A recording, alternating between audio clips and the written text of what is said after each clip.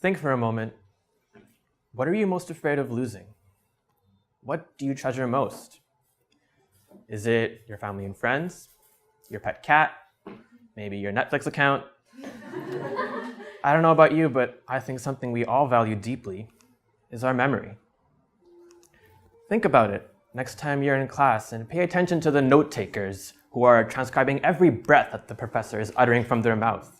Or what about the obsessive schedulizers who have their lives planned down to the very hour? And let's not forget the constant flow of selfies and posts coming on our newsfeed. Clearly, we treasure all our memories, and we are terrified of losing them. But what if you could remember everything? Well, what if memory was as easy as opening a filing cabinet and having everything organized by date and time and place, and you could flip it out and rehearse it just like that? Well, it turns out there are people out there who can do this. They have a condition called hyperthymesia, which basically lets them recall any moments in their lives in vivid detail, as if they were reimagining it or reliving it right there and then. Give them an event, and they can tell you exactly when it happened. Give them a time, and they can tell you what they were doing on that day, what they were eating, what they were wearing, what the weather was like, anything at all. And if you ask them, how can you do this? How is this possible? They couldn't tell you. It's automatic. It all comes to them naturally. Well, that probably makes you feel a little bit more lousy about your memory, but the most interesting fact about these people is they're not that different from us at all. They lead normal social lives and have active careers, and they actually aren't that smart in school. They're only really good at remembering personal events in their lives. So this begs the question, if they're so similar to us, then why do we forget and they don't? Well, have you considered that maybe we really forget anything? Maybe, but how is that possible? Well, first, let's consider the two types of memories we're able to store.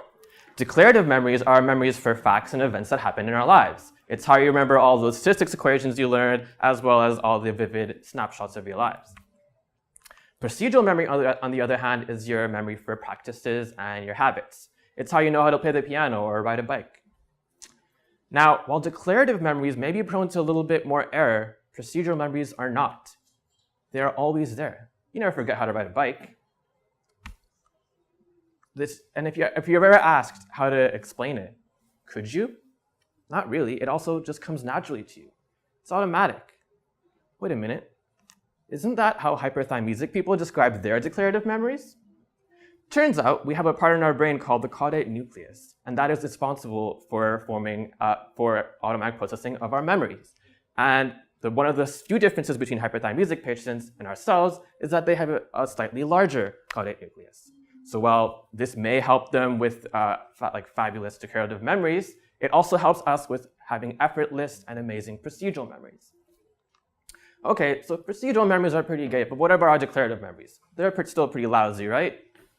Well, consider a study that was conducted by Brady and colleagues, where they had a bunch of students memorize a list of over 2,500 objects at a rate of 3 seconds only.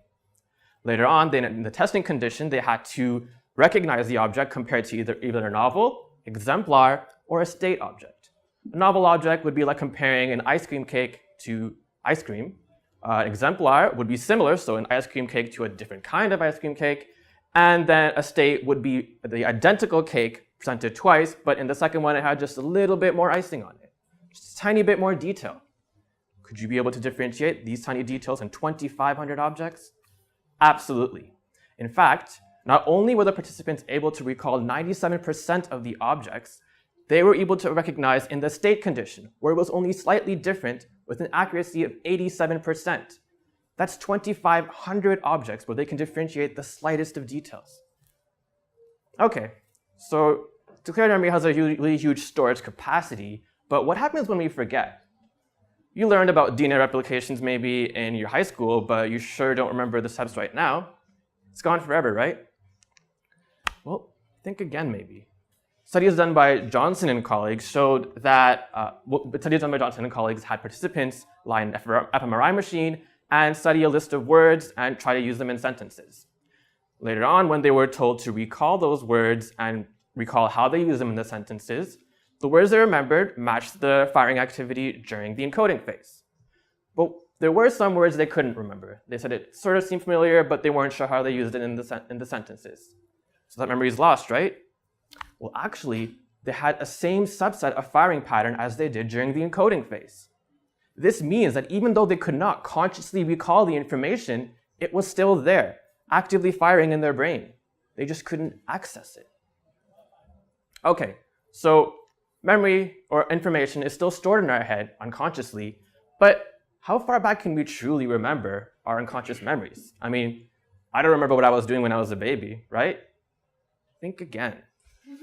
So there was a study done by Pierce and colleagues where they compared individuals who either spoke Chinese and French fluently, who were born in China but then adopted by French-speaking parents at the age of 12 months, or who only spoke French.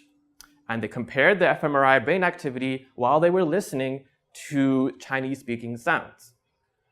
Now, what was most fascinating about this is that even though the adoptees had never been exposed, nor were they able to recognize Chinese sounds since their infancy, they still had identical brain activity to those who spoke the language fluently. This is amazing. At even a few months of age, it shows us that we record and store this kind of memory in our brains. What does this tell us overall about memory? It tells us that information is never lost. It's always there, right here in our brains, and we're just not really good at retrieving it. That makes you wonder, why? What's the big question here? Why do we forget? What's the point of having all this information in our head if we can't retrieve it? That's a difficult question to answer, but maybe William James can help us out with something he said. If you consider, if we remembered everything, we should, on most occasions, be as ill off as if we remembered nothing at all. The major drawback to hyperthymetic individuals is that they can't control their recollection.